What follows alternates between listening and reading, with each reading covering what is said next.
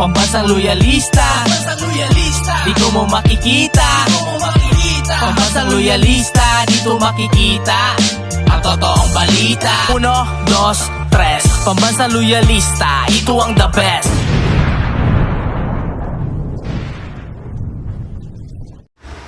Masayang araw po, mga ka-PL.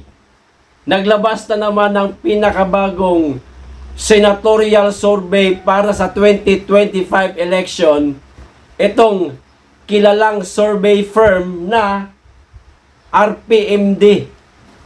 I-update ko lamang po kayo, mga ka-PL, sa pinaka nangunguna at saka pinaka kulelat.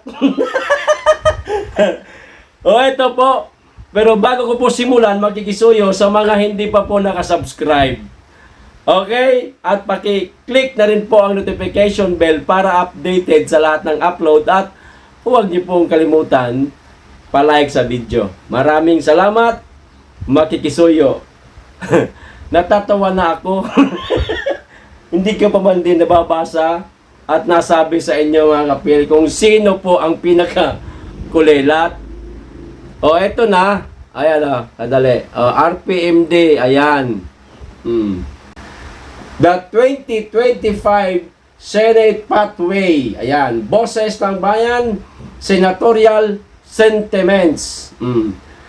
The recent nationwide Boses ng Bayan 2025 Elections Survey on Senatorial Preference conducted by the RP Mission and Development Foundation Incorporated o RPMD with a lot of 10,000 respondents po, mga ka-PL. Kita nyo na kung gaano po karaming tao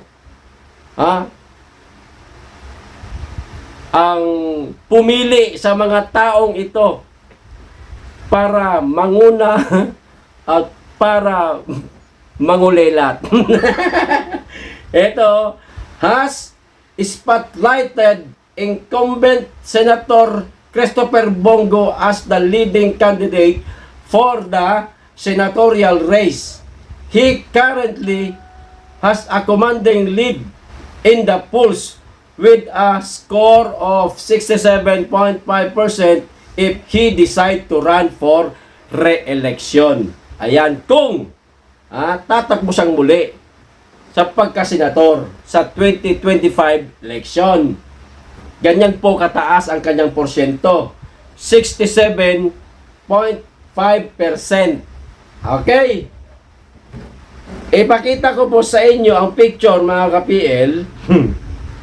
O, ayan. O, ayan po. Ayan sa pinakataas si Senator Bongo. Ang sumunod ho sa kanya, si Soto III na nakakuha po ng 64.9%. Erwin Tulfo, pangatlo yan, 62.5%. Tolentino, ito isa sa mga iniidolo nating senador, mga ka-PL, 62.3%. Rebilla, mukhang malabo na po ito kasi naglabas po siya ng kanyang pahayag mga 5 buwan na yata nakalipas o 4 na hindi na siya magbabalik politika, titigil na po siya. Ayan, ayos, pero nakakuha pa rin ho siya ng 61.8%. Amy Marcos, kung senador ang tatakbuhin niya, paano kung mas mataas pa na posisyon? Pero ito po ang kanyang porsyento, 47.3%. Ayos. De La Rosa, ito sigurado magbabalik ito sa pagkasenador, 47.8%. Oy, pasok po ang aking kababayan, mga ka-PL, na si Manny Pacquiao. Gusto ko rin po ito magbalik sa politika. Bakit? Mabuting tao man talaga ito. Matulungin po sa kapwa kahit noon pa man na hindi pa ho siya politiko. Boxer pa lamang ho siya, mga ka-PL. Namimigay po ito ng pera kapag nanalo sa boxing. Ano ho, ito po ang kanyang porsyento. 39.4%. Aba, kababayan, Manny, wag mong sayangin ang pagkakataon. Kilala ka pa rin ng ating mga kababayan hanggang sa ngayon. Gusto ka pa rin nilang suportahan hanggang sa ngayon. Dahil nakitaan ka po siguro nila ng mabuting kalooban, matulungin ka sa ating mga kababayan, tumakbo po ulit kayo sa pagkasenador. Kalimutan nyo na po yung mga kantsaw sa inyo noon na mga hindi kayo nagugustuhan o ng mga kritiko ninyo. Hayaan nyo sila. Importante po, may posisyon kayo at nakakatulong po kayo sa ating mga kababayan. Oo, nandoon na tayo. Pagdating sa plenaryo, medyo bagsak talaga. Tanggapin na natin yan. Pero, ang importante ho dyan, kabayan, Senator Pacquiao, ay senator pa rin no? Former Senator Pacquiao, makapaglingkod po kayo sa ating mga kababayan. Marami po kayo matulungan. Yan po importante. Sumunod, si Dumagoso. Ayan, 38.9%. Ito ang pinaka mabuting takbuhin ni Isko. Noong nakaraan, masyado siyang nangarap ng mataas. No? Gusto niyang marating agad ang rurok ng tagumpay. Oo, kilala siya at may nagawa din naman siya kahit paano sa Manila, pero mali. Kasi kanalaban niya, Marcos.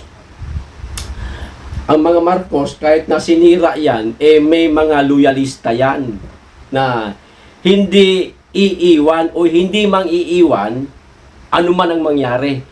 Loyalista forever yung mga yan. Kaya, ayun, naligwak si Cois. Sumunod, si Panfilo Lacson na nakakuha po ng 34.3%.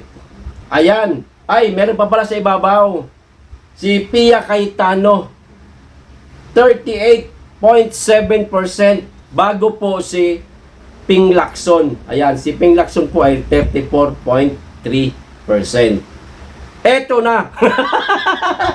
Mga ka-PL, ang pinakakulilat. Kumbaga sa klase, ang laging nakukuha po sa exam, bagsak. Ano? Ayong pasangawa na lang talaga. Ganon. O ito po, si Inang Lenlen, siyempre. Wala na akong iba. Ang kanyang porsyento po, 33.6%. Siya po ang pinakakulilat, pang 12, mga ka-PL.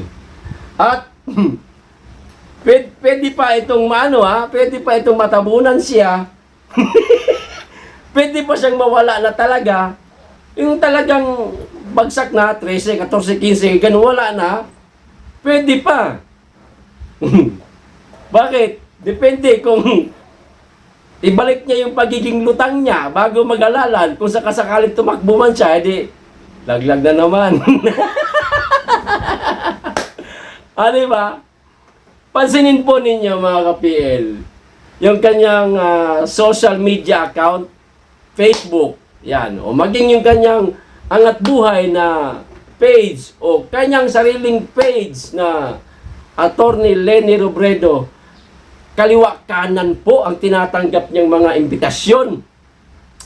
Merong sa eskwelahan, merong sa mga kahit opening business naman lang, meron pati kasal ng mga imbitasyon, tinatanggap niya po mga ka-PL, para lang siguro huwag pong mawala ang pangalan niya sa isipan ng mga kababayan natin, para manatili po yung pangalang Robredo.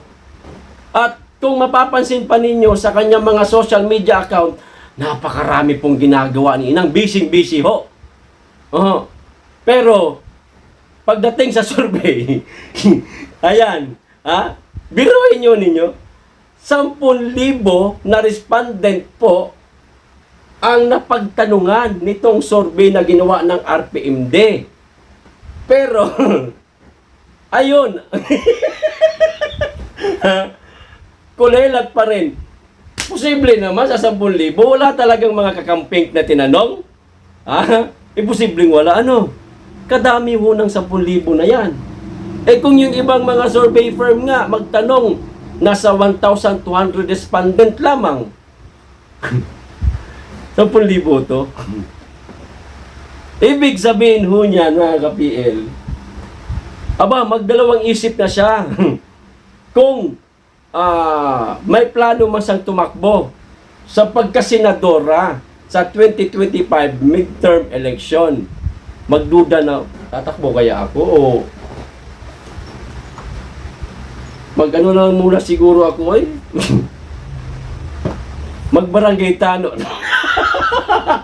Magbarangay captain na lang siguro muna ako. Inang, pero kahit po bagsak kayo dito sa bagay, survey pa lang naman po ito. Marami pang mangyari. Pwede po kayong umangat. Baka mag numero 1 kayo. Pero suntok sa buwan na po yun. Inang, wag po kayong mawalan ng pag-asa. Tuloy lang sa laban.